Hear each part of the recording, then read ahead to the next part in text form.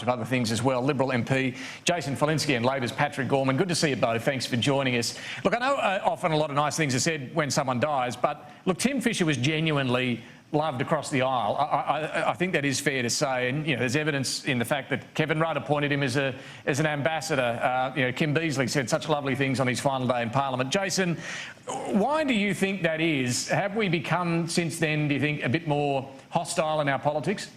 Yeah, I do actually, David. I think that Tim was just one of those. Having said that, though, Tim was just one of those rare people. John Howard is often given credit for his reforms to gun ownership in Australia, but I often think the person who really was instrumental in that was Tim Fischer, because the pressure from his supporters, from his party, from everyone that he was surrounded by to cave in on that issue was so immense. And you'd like to think that all of us in Parliament would do the right thing when called upon to do so. But the level of integrity that he showed at that moment, at that time, to stand up to people who were otherwise his supporters was extraordinary. John F. Kennedy wrote a book called Profiles in Courage, and I think if that book had been written after that event, Tim Fischer would have certainly been one of the first few chapters in that book. Yeah, it's an interesting point. Look, Patrick, it's one of the truisms of politics that you've really got to be yourself. You've got to be authentic. That's what voters recognise when someone's faking it. Tim Fischer's another reminder of that story, isn't it? Yeah, reflecting on his life, it's one of those great things that the more you go and read about his life in Parliament, his life before serving for Australia, conscripted in fact for Australia in the Vietnam War, you realise just what an extraordinary human being he was, and how lucky we were that he chose to dedicate his life to public service. People like Tim Fischer could have done many different things, and I think it's important to recognise how lucky we are that someone like him decided to serve in Parliament. As Jason said, and I agree with him 100%, that lasting legacy of leadership when it comes to gun reforms, where he really had to have some of the most difficult conversations you've seen from a political leader, talking to their own supporters, saying, here's why I'm going to do something you're not going to like, was really amazing. And as you said, David, his appointment to the Holy See was something that just really demonstrated, it's one demonstration of many, that he was truly respected across all sides of politics, and he will be sorely missed. Yeah, no, he will. Well said. Nice to start with a bit of agreement, at least on that front. Let's talk about some policy matters, though, today. The warning from the energy market operator today that homes and businesses in the eastern states are at high risk of blackouts this summer, particularly in Victoria. Unreliable coal and gas generators being blamed there. What's the government going to do about this, Jason Falinski, between now and the summer?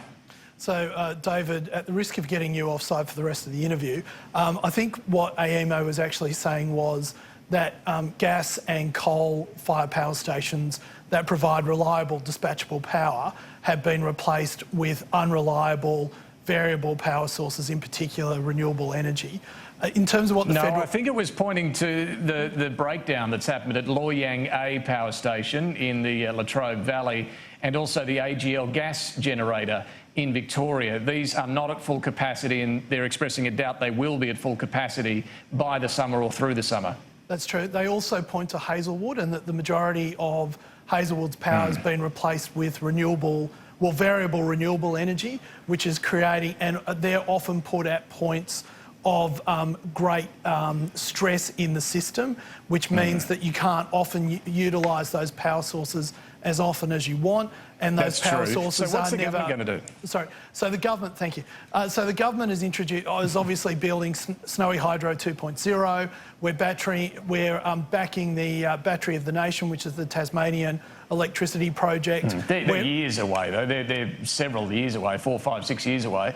What about this summer? So I would say to you on that point that AEMO makes the point over and over and over again that this problem didn't just come about, it's because governments weren't looking years into the future, and they're actually saying that the real problem starts in 2023 when Liddell needs to be replaced. What we've done this summer is we've released 560 emergency megawatt hours into the system that will keep 1.3 million households in Victoria with power and lights during this summer.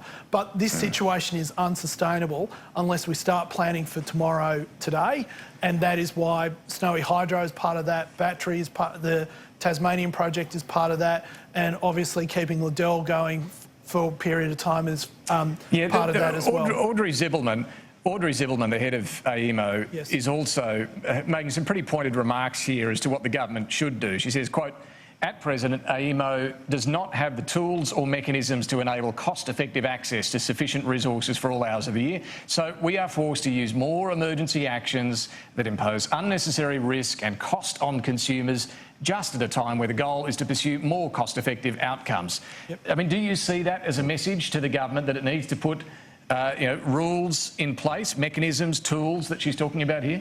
Yeah, well, I'm going to try and be nice at this point in time and say we have another regulator. You're always nice, Jason. Well, thank you, Patrick. That's there are some people who disagree with you. I'll get their numbers for you.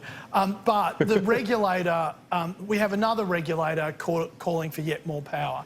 Having said that, without wanting to be narky about it, the federal government on both sides has consistently put in place legislation, regulations that give AEMO the powers that it needs when it needs them to ensure that we have electricity in those parts of the market in the most cost-effective way.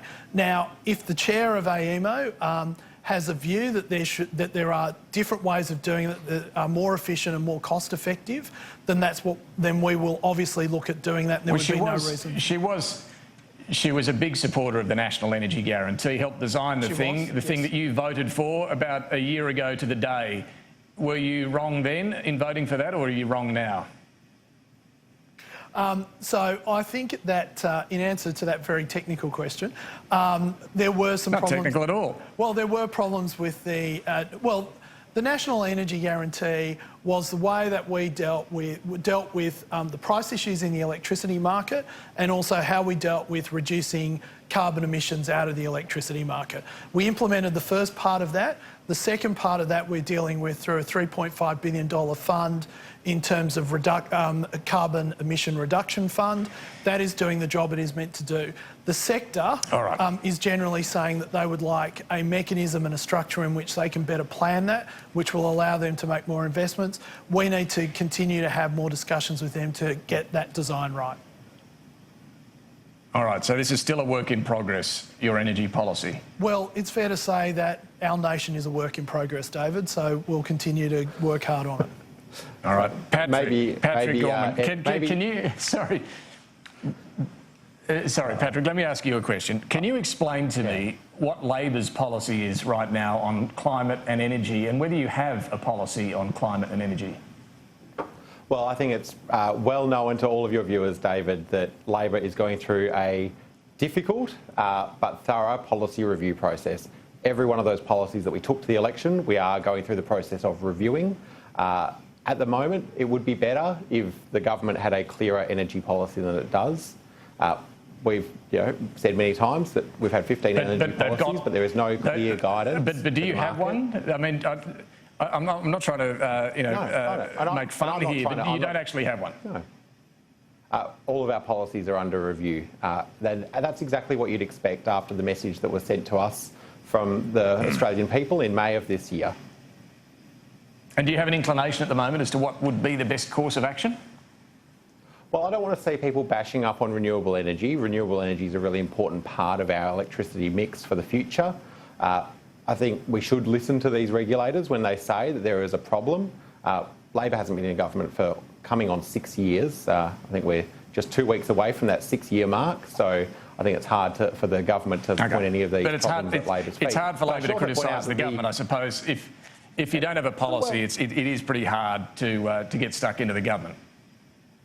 Well, look, I also say I'm sitting here in Western Australia. The power that's coming to this studio is not part of the national energy market. It comes from the southwest grid. One of the things that does frustrate many Western Australians whenever these debates flare up is that it is the very classic example of an eastern states only policy debate. And if we're going to have a real national energy policy, it needs to include all of the states, not just those that are connected through the national grid. All right, let's move on. You mentioned the fact the coalition's been in government for 6 years. Let's talk about industrial relations, because Jason Falinski, you and a couple of your Liberal colleagues wrote a fascinating piece in the Financial Review this week. Let me quote from it. Thank you. The system, Thank you, David. I thought it was quite fascinating too. You talk about the IR system, you say the system lacks collaboration, pragmatism and fairness, much less being an aid for productivity. Now, as I say, you've been in government 6 years. That's a pretty damning indictment. How have things got so bad on your watch? Well, thank you for putting it in those terms, David. I really appreciate you framing the debate that way. And by the way, that's sarcasm. Look, I think the piece was mostly aimed at saying that it's almost 10 years to the day that the Fair Work Act came into force. The question is, how has that Act evolved as time has gone on over that 10-year period? And I think when you go and look at the documents that Julia Gillard issued in 2007, which was called Forward with Fairness, and you judge the outcomes of the Fair Work Act against that document, there is some places where the Act could be improved. Now, that's not to have a go at Julia Gillard, that's not what we're seeking to do, or to have a go at the Fair Work Act. And so what are the improvements? What are the improvements you'd like? Well, I mean, the key improvement we would like to see is a more collaborative industrial relations framework where employers and employees can speak to each other openly about what changes they can make in the workplace that improves their lives, their jobs, their enterprises, and that ultimately flows through into higher wages, more employment opportunities, etc.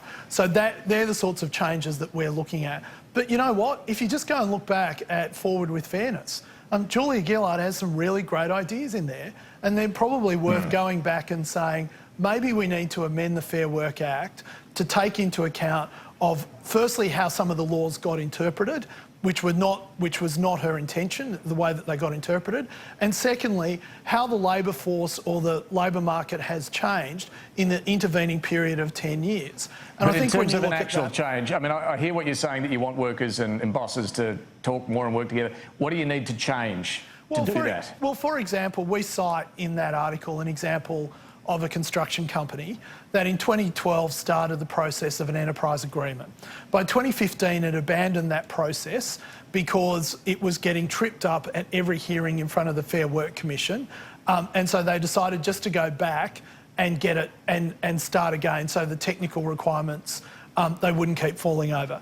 2 years later, the company and its workforce voted and approved an enterprise agreement, and it was in November 2017. They took that to the Fair Work Commission. In March of 2018, a union that has no members at that enterprise sought the right of automatic representation. It was granted that right by the Fair Work Commission, which is allowed under the Act. In April of that year, another union then complained to the Fair Work Commission that it should have the automatic right of representation. Third parties should not be able to intervene. David, you've got to hear the whole story. Basically, what then happens is... I know. We don't have all the time we'd like, but... No, I know. But what happens is, the Commission rules that one union has representation over the other. They then take it to a full bench hearing. The full bench hearing overturns the original Commissioner. They then take that to the Federal Court. By the way, at this point, this has now taken 18 months. So what's the change, just quickly? What's the change you'd like here? I think, for example, that where a company and its workforce agree on an enterprise agreement, that the Fair Work Commission should certainly sign off on that and make sure that it meets better off overall tests. So third parties can't get involved. But why are registered organisations without any members, without any representation, able to fight amongst themselves and hold that process up for more than 2 years? OK, just quickly, Patrick, what's wrong with that? Well, one of the things that Jason kind of just tried to imply is that unions don't have a right at the table when it comes to discussing industrial matters. Unions that don't have any workers, any skin in the game with workers they represent. Well, I think that when you look at the example of construction companies, often they negotiate these matters very early on in their construction projects before they've actually started hiring the vast bulk of their workforce. So it actually makes a lot of sense that you'd seek to involve the union that is Okay, going but to just to be represent clear, the hundreds sorry, of because we don't have a lot of time, but if the this union isn't- doesn't have Patrick, any this wasn't a workers greenfield. in this deal... Yeah, this wasn't a greenfield if site. the union does not have a single worker that's affected, should they be able to interfere in that deal? Well, I think it's reasonable that a union would have a voice at the Fair Work Commission. It's ultimately for the Fair Work Commission to decide. That's not what I'm asking. whether or I'm not saying if that a voice union has doesn't have any workers affected by the deal, should they be able to intervene? Well, I don't think Jason's example was saying they don't have any workers affected by the deal. I think No, the no, example they was have they didn't have no any current representation. members. No one at the company is a member of either of the union, and the two unions Yeah, but fighting amongst that's themselves have now having... stopped an enterprise agreement being implemented for over 2 years. I don't think that's fair. Well, how's that fair to the Jason, workforce and to families and to the company that they work with? Well, Jason, you're free to send me the details of the specific case. I did read your op-ed, though, and your op-ed spoke a lot about unfair dismissal, which I think was one of the things that I know is definitely not part of We don't have time to get into unfair dismissal right now. Perhaps, look, we'll have to leave it there. Perhaps if Tom Connell lets me fill in again, we can return to that. And a lot to talk about on the industrial relations front, but we will have to go. Jason Falinski and Patrick Gorman, thanks so much.